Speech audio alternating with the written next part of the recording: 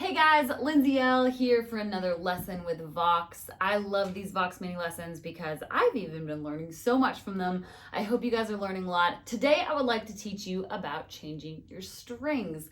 For the longest time I had a guitar, I would bring my guitar into places to help me change my strings because I didn't know how to do it. So I think it is such a useful skill for you to learn, and it's so easy. Depending on if you're playing an electric or an acoustic, it has a few little differences, but I'm going to teach you on an electric, and then I'll walk you through the process on one string that you can just then repeat on every single string, as well as I'll tell you a few pointers to look out if you're playing acoustic guitar.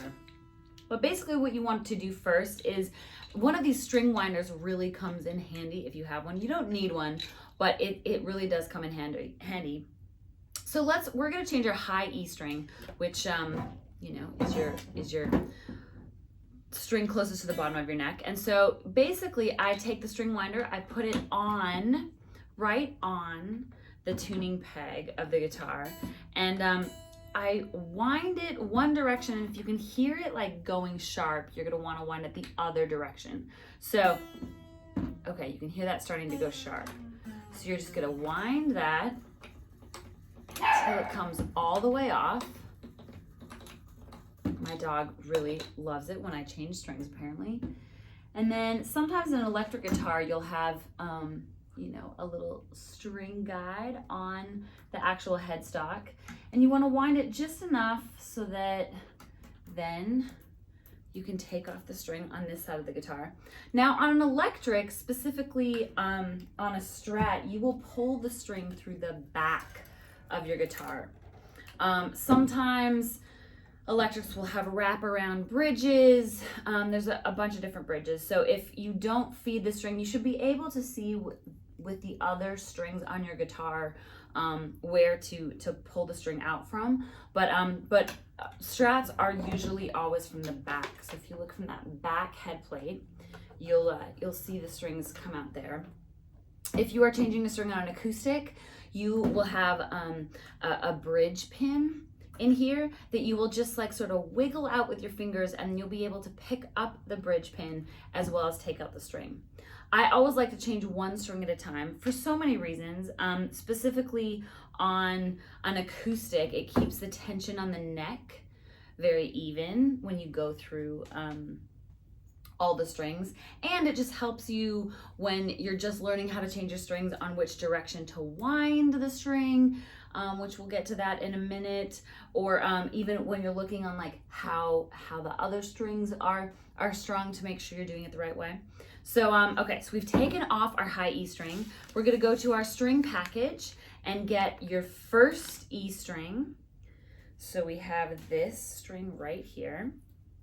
And just as we took the string out from the back of the guitar, we're also going to find that same little hole that we found the E string in, and we're going to feed the E string up through it.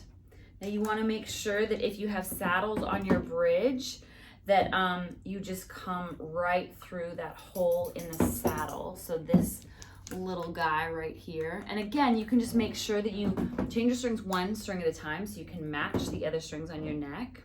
Then you're going to run the string all the way up here. If you have a little string guide, sometimes it can be helpful to put the string through that. And then I always like to measure enough string to wind it around the tuning peg, but not too much, because you don't want too much extra string up there. And so I usually take the space between two tuning pegs, and then I measure that, and I just like bend my string a little bit. So like I said, you just take the space between two tuning pegs, and I measure that after the string that you're changing. And I measure that, and I just put a little bend in it. Then you're gonna feed the string through the hole up to your little bend mark that you made. Then you'll see the string is loose, and we're just gonna start winding. Now, the tricky part about winding is you just gotta make sure you're winding in the right direction, which again, if you are changing strings one string at a time, you can make sure it matches. So you'll get to see as you wind if it's matching the string, you know, right above it or below it. On an acoustic, you sort of string the bottom 3 strings in a different direction to the top 3 strings. But on most electrics, you're going to be turning the same way, and it's opposite to the way you turned when you put on the string. So I usually like to, I do a little fold technique. I usually like to go around the tuning peg once and then take this string and sort of slip it underneath one time, and then I keep winding. You don't have to do it, but it's just like an extra little technique to make sure that your string doesn't slip as much when you're tuning. And then we're just gonna wind this all the way up. And then as we start to see, you can make sure that as your string gets a little bit more tension, you fit it in the groove on your nut right there. And then we'll just keep, and you can check an eye here on your saddle to make sure it's placing right, as well as if you're changing strings on an acoustic, you want to make sure that bridge pin stays in your acoustic. So as you're tightening your string, it's good just to make sure that bridge pin is staying in. All right, as we get some attention on here, I have my Korg tuner. I'm just gonna press that. And we're going to, I usually like to use a string winder until it gets a little bit of tension, and then I just like to finish it myself.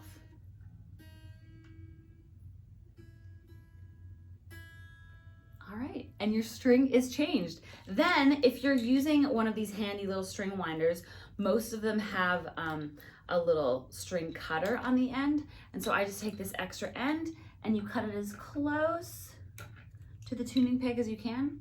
And you make sure you put that in the trash. Otherwise, if you step on them, it can really hurt, from personal experience. And then you just repeat that 5 other times on the rest of your strings.